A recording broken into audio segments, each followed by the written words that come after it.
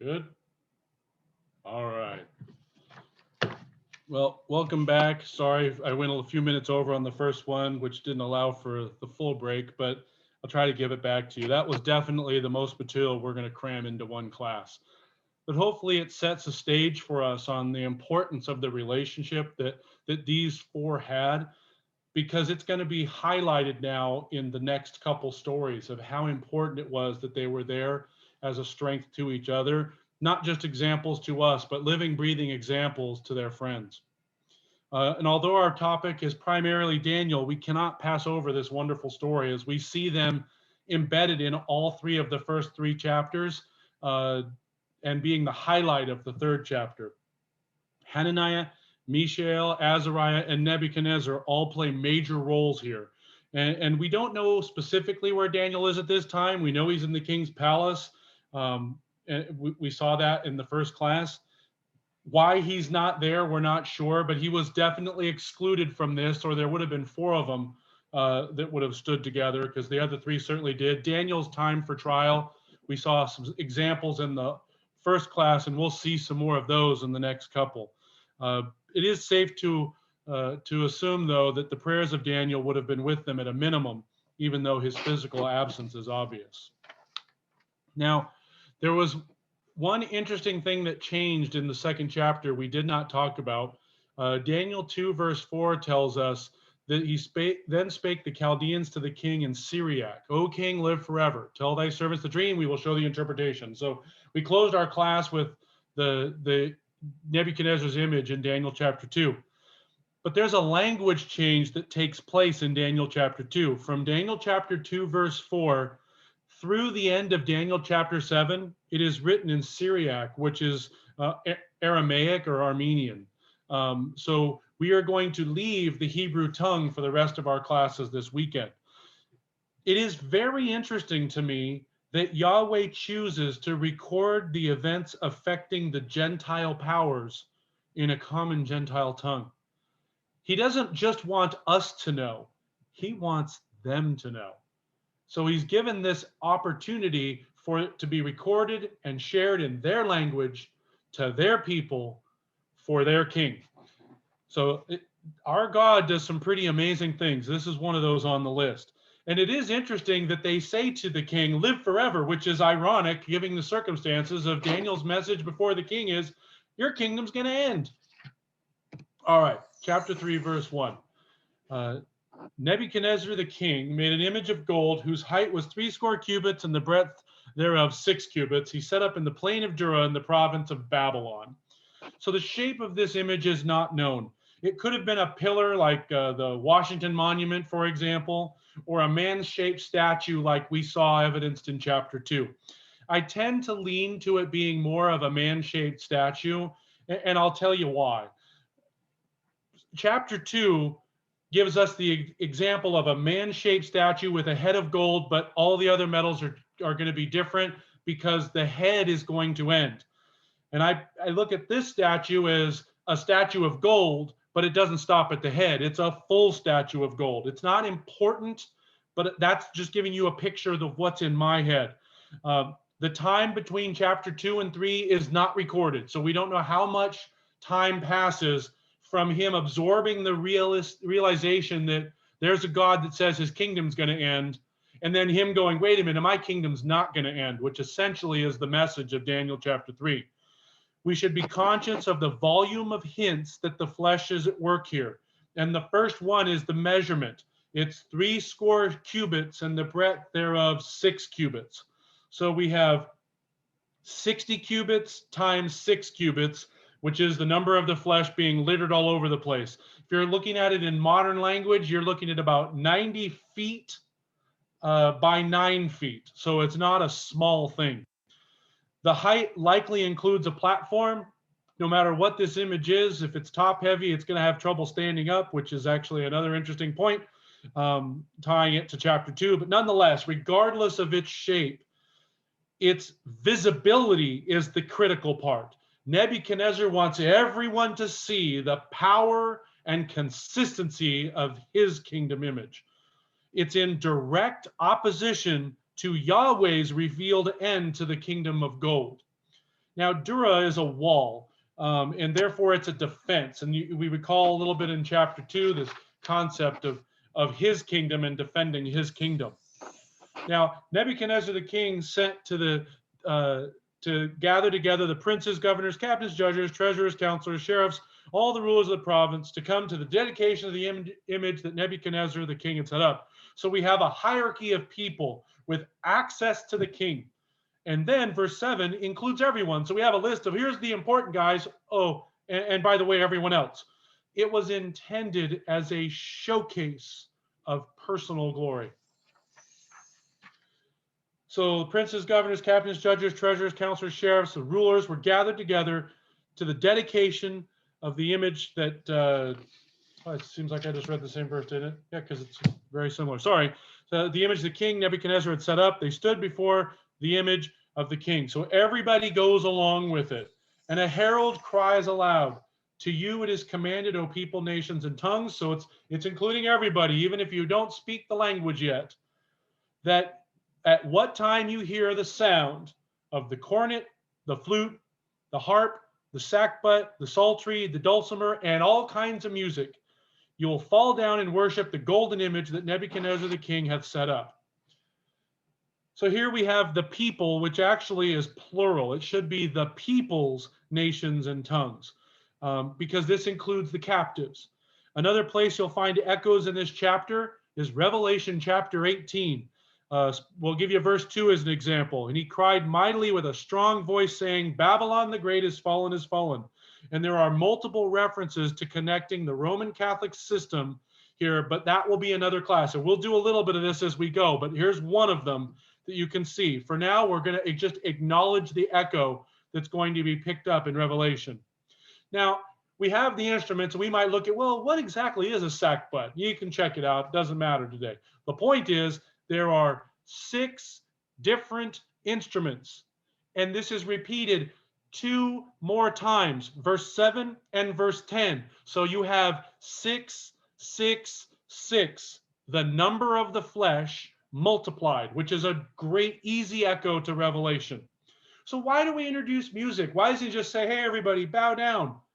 Music is introduced because it stirs up the passions of people with both rhythm and lyric. Have you ever heard a song that you really like the sound or the beat, and you went, oh, I love this song, and then you hear the lyrics and you go, I'm kind of embarrassed I like that song because, boy, I don't like anything it says? I think we all know what that feels like. I certainly have a couple songs in my head as a teenager that I heard, and I go, I love this song, and you read it, and you're like, that's the most blasphemous thing I've ever heard. I don't like this song anymore. Well, even the Psalms are written to excite and strike up the passion of the people reading them. So using music is intentional. We sing hymns to get us focused on the things of our God, to strike up a passion in us to glorify our Father. So music is introduced to help ignite the people, not literally, spiritually, as they are being presented before the king. Whoso falleth not down in worship shall the same hour be cast in the midst of a burning fiery furnace. So here's some options for you. Enjoy the music, bow down, or be barbecued. Those are your options. Anyhow, have a nice day. It's the first place in the Old Testament the word hour appears in the King James Version, the authorized version of the Bible. In fact, the only time you see the word hour in the authorized version is in Daniel. In the Old Testament. It's used a number of times in the New Testament, but only Daniel in the Old. And perhaps tied to their fixation on astrology, I think is probably the reason. But another shadow between Babylon and the Roman Empire, and specifically the papacy, is burning at the stake. It was a common punishment for not worshiping the images and idols of Rome. And during the time of Nero, for example, Christians were turned literally into torches to light the streets of Rome as a punishment for being a Christian. So here we have an option. You can worship or you can be barbecued. So at that time, when they all heard the sound of the cornet, flute, harp, sackbut, psaltery, and all kinds of music, all the people, I should say peoples, nations, and languages, fell down, worshiped the golden image that Nebuchadnezzar had set up. Therefore, at that time, certain Chaldeans came near and accuse the Jews. Accuse literally ate them up. This is an accusation by slander for apparent jealousy, and it's possibly related to the resulting promotions from chapter 2. It's very possible that these 4 people get promoted, and what happens when people get promoted? Well, the people that were left behind can either applaud or try to bring back. A natural human tendency is to pull people down when they're elevated around us, as opposed to elevating ourselves to be more like them. Our human nature wants us to drag them down. So that's more than likely the reason for this slanderous accusation. How fast the flesh can go from being thankful they weren't executed, because remember, this whole lot, Nebuchadnezzar said, we're going to turn them and their houses into dunghills if we don't get the answer to my dream and its interpretation. So the same people now that are accusing Hananiah, Mishael, and Azariah are the same ones that had their lives spared because of their work with Daniel to interpret the dream of the king at God's behest. So they go from being thankful they're not executed, and now they're jealous over the Redeemer and his friends. They spake to the king, O king, live forever. Thou, king, made a decree. Every man should hear the sound of the cornet, flute, harp, sackbut, psaltery, dulcimer, all kinds of music shall fall down and worship the golden image. Starts with live forever. Remember, the whole purpose of this story is the image of gold that does not end to the head of gold that has an end. So the live forever is on the tip of their tongues. They're feeding the ego of the king. This is the third 6 we just mentioned in verse 10. The music without proper motive is strictly emotional, and that only compounds Nebuchadnezzar's state of pride. His initial pride state is now being added to by not only the music, but also the apparent arrogance in dismissing his decree. It's almost the reminder, didn't you say whoso falleth not down and worship should be cast in the midst of a burning fiery furnace? It's almost like a reminder. Remember when you said that? What is that compared to God's law? This is probably a verse worth looking at. It's Deuteronomy 4, verses 23 and 24. Take heed unto yourselves, lest you forget the covenant of the Lord your God, which he made with you, and make any graven image, the likeness of anything which the Lord thy God hath forbidden thee. For thy God, the Lord thy God, is a consuming fire, a jealous God. It's a strong contrasting exhortation that these brethren would have known. They're not interested in the image and the king. They're going to be respectful, but when there's a choice to be made between disrespecting the king or disrespecting their God, the choice has already been made. It's a big reason why we have to understand the principles of the truth before they impact our personal lives. If you wait until you have a problem to start deciding what you should do about it, you're usually in a lot of trouble. But if you've already spent the time studying the scripture, doing your readings, talking to your friends, getting close to your God, and then a problem comes, you've already rehearsed the answer. You have to have the courage and the faith to stand on that answer, but you don't have to look for it. So here we have these brethren. They know the consuming fire and the jealousy of their God in competition with the consuming fire standing up before the king. In fact, this is quoted in Hebrews 12. Hebrews 12, verses 28 and 29. That receiving a kingdom which cannot be moved, let us have grace whereby we may serve God acceptably with reverence and godly fear, which is respect. For our God is a consuming fire. We have to choose between serving the flesh and its glory or serving our God and his future glory. Our choice is no different than theirs. The consequences might be different. Most of us have not been offered to bow down to the world or to be thrown into a pit of fire. I'll grant you that. But we are all given opportunities every day to stand up for the truth or to be singed by the world around us. So let us put ourselves in their sandals for the rest of this class and see what they did and put ourselves in their shoes and go, boy, that's amazing what they did. I've been in situations like that. Sometimes I've behaved better than others, but boy, What an example for us to think back when our trials get hard. We're going to see by the end of this chapter, they were thinking of some fabulous stories in the scripture to keep them strong. Why shouldn't we do that same thing to keep us strong?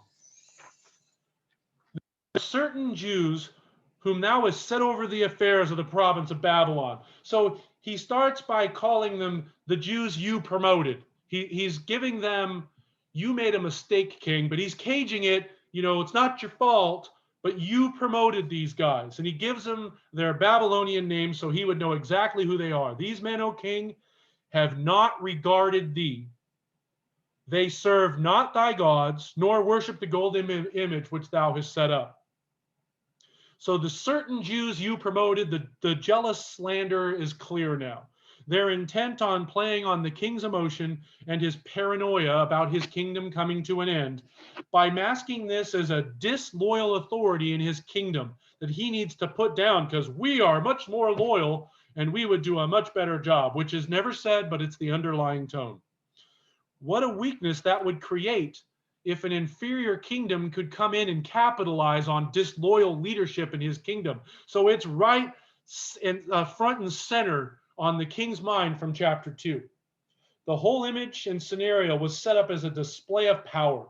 To deny the power was to deny the power and might of the king personally. Note that throughout the story, their names were changed from the Babylonian ones that we mentioned this morning. They're referred to by their Babylonian names, though they've retained their Hebrew heritage at the conclusion of chapter 1. Nebuchadnezzar, in his rage and fury, commanded to bring these three, and he brought them before the king. So picture the scene. We're surrounded by an international assembly full of every noble and official of the land, not to mention the music and the fanfare before an enormous image of pride, and everyone in visible sight, including the majority of your ecclesia, who is being sucked into the world around him, and you know it.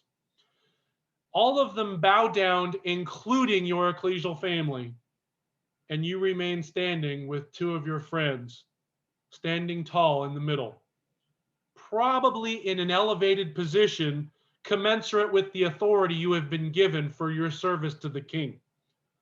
And we think we know what it means to stand up for the truth. I can't even imagine the pressure that would have been on them. This is an enormous amount of pressure to stand up, and we can look at them and go, oh, I would do that too. Boy, I know in my own life, I have fallen short on my opportunity to stand up before other people around me when there was an awful lot less at stake than this. When we look at this example, this is astounding. Picture yourself at work or even at a social gathering, and you're asked about what church you go to. And we've all been asked that question. How do we answer it? Do we take the opportunity to make reference to the ecclesial hall and explain the assembly of called out ones, what the church really means, and how it's not the building that it is today in English? Or do we just say, well, we go to a Christadelphian church? And sadly, there are Christadelphian churches that's what they call themselves now. And I'm not condemning it. I'm just making the point. An opportunity to stand up and say, we're a little different. And yet we tend to shrink back and be like everyone around us, soften it a little bit. And our lives are not on the line. Maybe we'll get made fun of. Maybe somebody might ask a question, but it's easier for us to fit in. So when we put that in perspective, I'm going to use myself as an example. I remember years ago, maybe 2025. So I was a younger person than I am now, but I wasn't a teenager. I'll be 50 this year. So in my 20s, I was talking to a person I knew at work, and we had worked together for years. And he said, "Hey, what are you doing?" I said, "Oh, I've got a Bible camp I'm going to this weekend. There's a conference we're going to go to, me and my wife and our kids." And he looked at me and literally said this, "You go to church?" And I had to stop and think, because the first thing you want to do is slap him upside the head and say, "Of course I do. How do you not know that?" But obviously that doesn't help. And I had to stop and think, why would that be so astounding to him? And it wasn't anything I did. I wasn't saying things I shouldn't. I didn't do things I shouldn't. I wasn't an example of a person in the world just doing whatever they want. It wasn't what I was doing, it was what I was not doing. There was nothing about me he would have been able to see and go, Dennis is a little different than everyone else. And that had an impact on the way I thought. You know, it changed the opportunity for me to do my Bible readings at work. If nothing else, as an example that somebody might see and ask, what are you reading? Not because I'm trying to show off, but because I was dedicated to something bigger than the company and the country. And you might have an example like that for yourself. Hopefully, it's an opportunity for you to look inside and go, yeah, there's opportunities for me to stand up, and I haven't done it. It is easy for all of us to have two personas, one that we bring with us to meeting and one that we have at school or at work or when we're with our friends. Do we have dramatically different wardrobes, things we would never wear to meeting, but we're perfectly fine wearing to school? Do we tell dramatically different stories and jokes when we're at meeting versus when we're with our friends?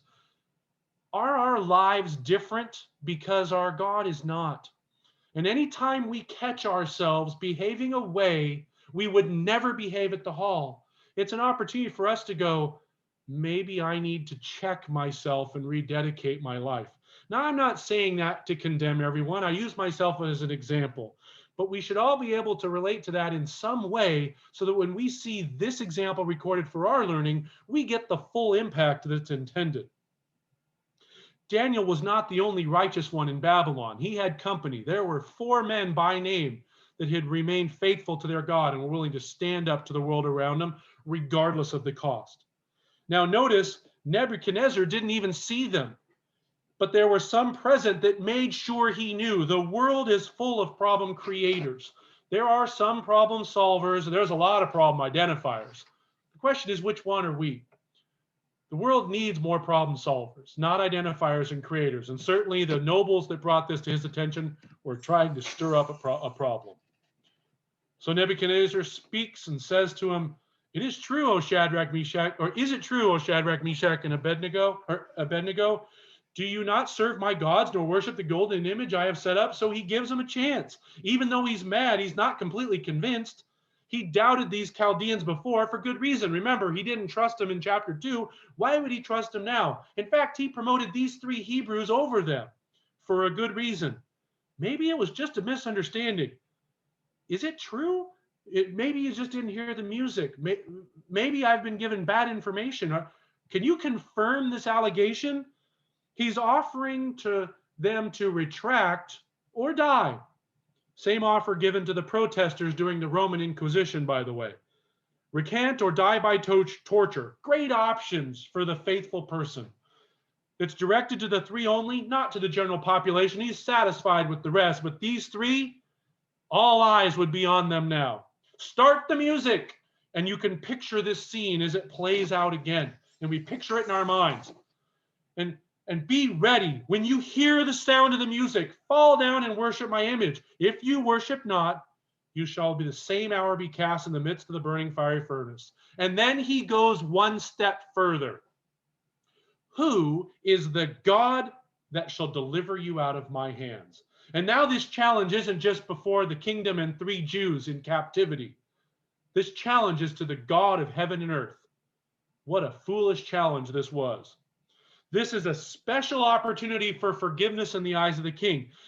They would have known Jeremiah's trouble with kings, and they would have known the words of Isaiah, if God be for us, who could be against us? They would know those words too. How would we have fared given a second? We passed the first test. Now the nation is watching. All cameras are on us. Here you go again. It ends with a direct challenge to their God. Wasn't the whole scene a direct challenge? The image that doesn't have an end versus chapter 2. Now there's no remaining doubt. And boy, this puts him in foolish territory. Exodus chapter 5, verse 2 has Pharaoh saying, "Who is Yahweh that I should obey his voice to let Israel go? I know not Yahweh, neither will I let Israel go." Nebuchadnezzar could have known that story, should have known that story. Maybe that of Rabshakeh, that would have been a little closer to his day.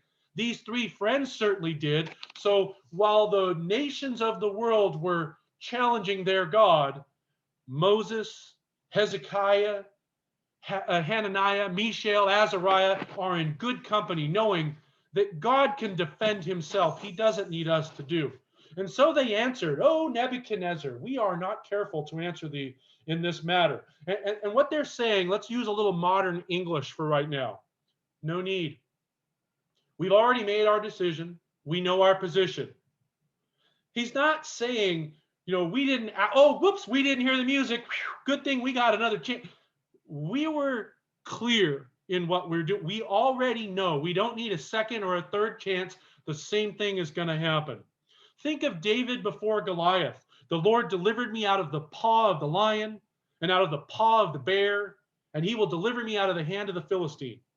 Wouldn't you be running those stories in your head to keep you strong in the face of death?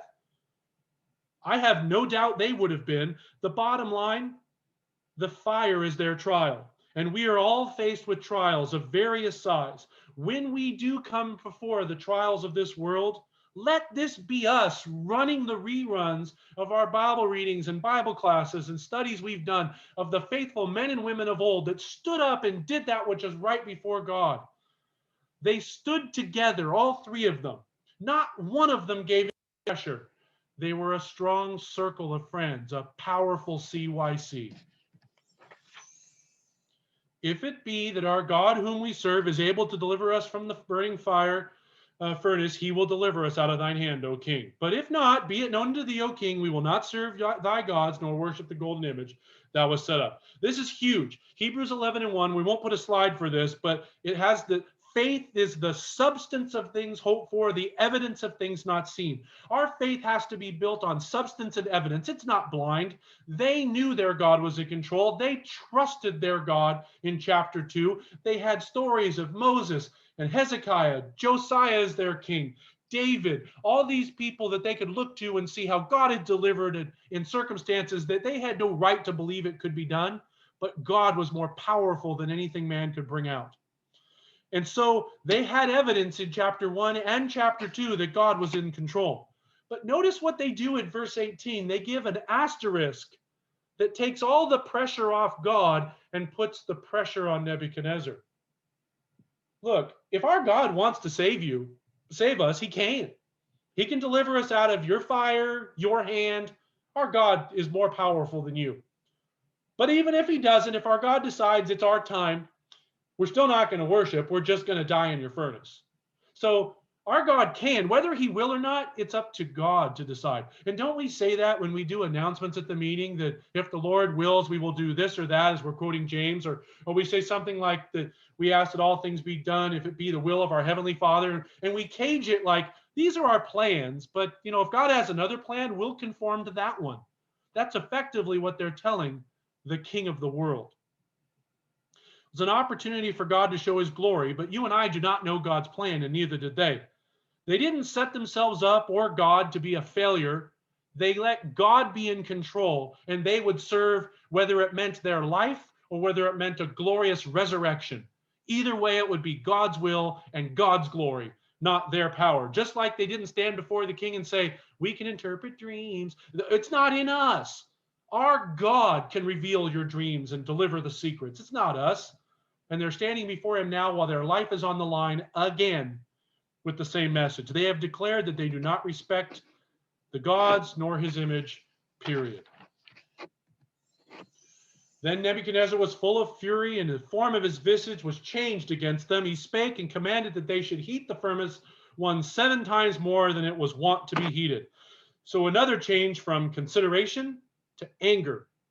So maybe he was bipolar. He goes from mad to maybe they didn't hear to mad to he's going to go back and forth. We're going to question his sanity in the next chapter. Now it says 7 times. The fury was irrational. Fire consumes. So it doesn't matter if we make it hotter or hotter or hotter. It consumes. The intensity would destroy it. The drama of 7 times, how would you even measure that? That's not literal. It's complete. It's the complete destruction by fire, remembering that Nebo is one of those names that we talked about in our first class. It's defying the completeness of this destruction of the gods of fire that might be represented in the house of Babylon. Picture a brick kiln. Archaeologists suggest it was more like a tunnel with one open end. Therefore, Nebuchadnezzar could look in and witness, as we'll see later in the story. So he commanded the mighty men that were there in his army to bind Shadrach, Meshach, and Abednego and cast them into the burning fiery furnace. Boy, that ups the stakes, doesn't it? Why call out the military? Was he really that afraid of these three Jews? It's not them he's afraid of. He's now challenging their God, and he's got a little sliver of what their God can do from chapter 2. Remember, chapter 2 ends with him being a mighty God. He is a God. He's acknowledged as a God. He's not afraid of the three Hebrews he promoted, but he's got a little tenor of fear in their God. And boy, isn't fear the beginning of wisdom? And we're starting to see in a very irrational state some subtle changes in the mind of Nebuchadnezzar. It also perhaps adds to the dramatic flair of the moment. Now, we've got music, it's almost a party. Hey, let's call out the military, bang the drums, let's throw them in. Remember, we read Hebrews 11 earlier this morning. Their works are mentioned here too. Quench the violence of fire. Out of weakness were made strong. Not accepting the deliverance when it was offered. Trial of cruel mockings and scourgings. Moreover, of bonds and imprisonment. They were listed there too. So these men were bound in their coats, their hosen, their hats, and their outer garments are cast in the midst of the burning fiery furnace. Boy, I love it when Scripture gives detail that really doesn't matter. Do you and I care if they were wearing all the clothes they owned when they were thrown in the fire? Does it make any difference at all? They had their inner garments, their outer garments, they wore a hat, they had a scarf. Who cares? Why do we have that detail? Anytime our God inspires someone to pen a story with details that don't really change the story, that's the Bible student's aha moment. Why do I need to know that? They're thrown in completely clothed. So they're not only flammable, because human beings are, but they're even more flammable. We've wrapped them in cloth, all the cloth we could find. We made them as flammable as they can be. Yet their clothes with the armor of faith could be protected if God wanted them to.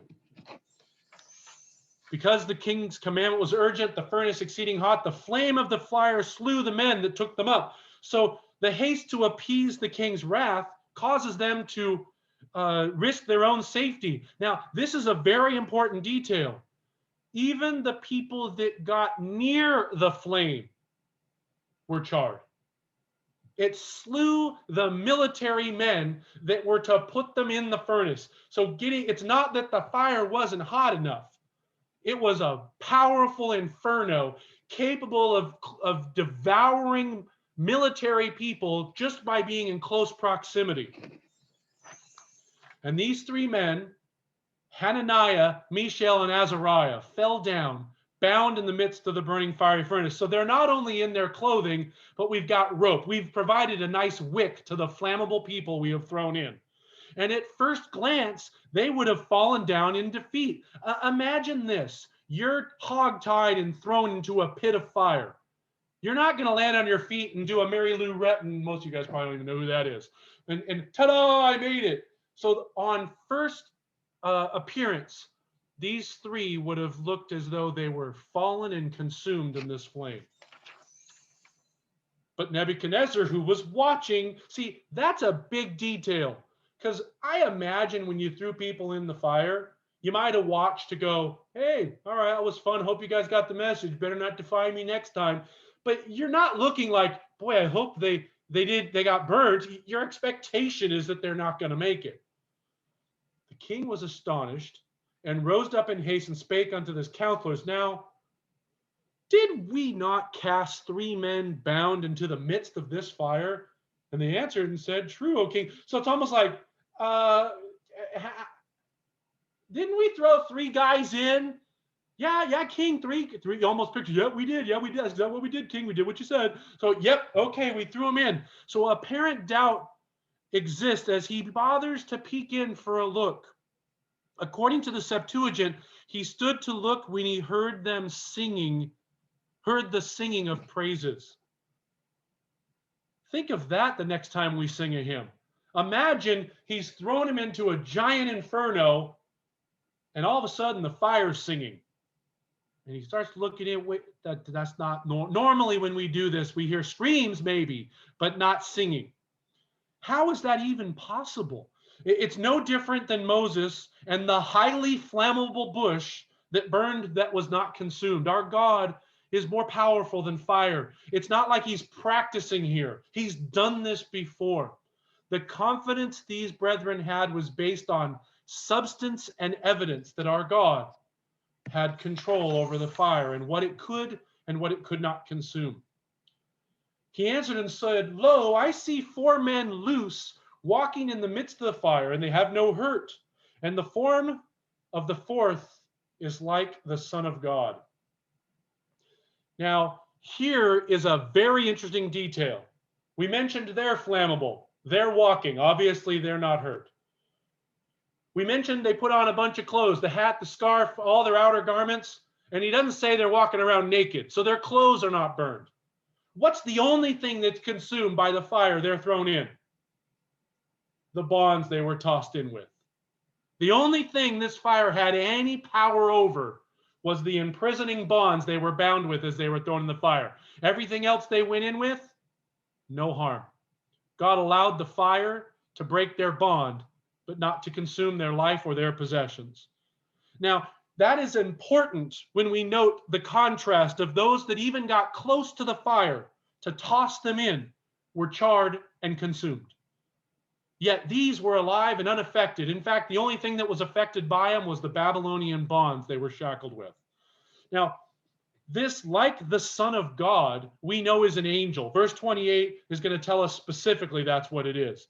The RSV says, like the Son of the gods, which is probably a better rendering of it, knowing that he's polytheistic. What were they thinking? What could possibly be in the minds of Hananiah, Meshach, and Azariah as they were walking around, possibly even singing in the furnace of Nebuchadnezzar? How about Isaiah 43, verse 2? I like this. When thou passest through the waters, I will be with thee. And through the rivers, they shall not overflow thee. When thou walkest through the fire, thou shalt not be burned, neither shall the flame kindle upon thee.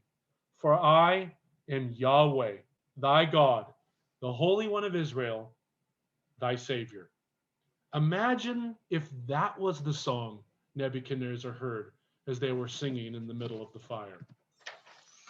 So Nebuchadnezzar comes near to the furnace. Now, this is another important detail. The last people that got near this furnace are dead, probably burnt next to him when he's peering in. He gets closer to the mouth of the furnace, and he talks to them. Servants of the Most High God, come forth, come hither. And they come forth out of the midst of the fire. So they are able to walk right on out. Draw near to where the military has just been roasted.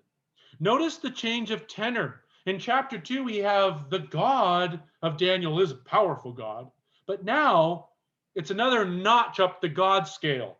It's a most high God. It's an elevated God. Perhaps he's not ready to say the only one, but boy, this God's pretty powerful. I've tossed a few people into the fire before. This is a new one for me. Your God must be pretty powerful. To put it back in perspective, Nebuchadnezzar asked who the God was that could deliver them. And here's his answer: the Most High. Who is the God that will deliver you out of my hands? The same God that told you that the head of gold would end and an inferior kingdom would come. Now Nebuchadnezzar elevates this God to one of many, but a most high one. Also, noted he wait until he called him out. He could have come right out. They could have come out right away. They could have went, okay, well, that was fun. Hey guys, how's it going? Hey, we're an example. Trust God. Look, it worked. They just walked around in the fire. Let him tell us when we can come out. Almost like Paul saying, we're Romans. Let them fetch us. They wait. And when Nebuchadnezzar says, come on, come hither. Come, not time to talk. They come out.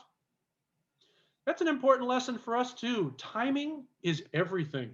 We'll use teaching the truth as an example. When somebody asks us what we believe, our natural response is to give them a list of all the things we don't believe, which is not what they asked. Sometimes timing.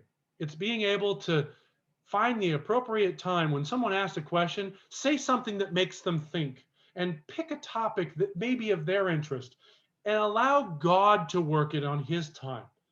Not necessarily giving them a download of everything they could possibly have wrong in the Bible. By the way, if you've done that before, you can agree with me, that never works. But timing was everything. When Nebuchadnezzar was ready to talk about the God, they came forth and talked. And it's an opportunity for us. If we can be an example of the God around us and be different from the world around us, perhaps people will ask us to explain, who is the God that you follow and you worship? Who are you trying to be like? And that timing might open the door, because if they're asking and seeking, they've been promised they will find. We just have to be ready to provide the right answer. True witness is a miracle. So now we have a reminder. This is all the important people are here. The princes, governors, captains, kings, counselors, they're gathered together.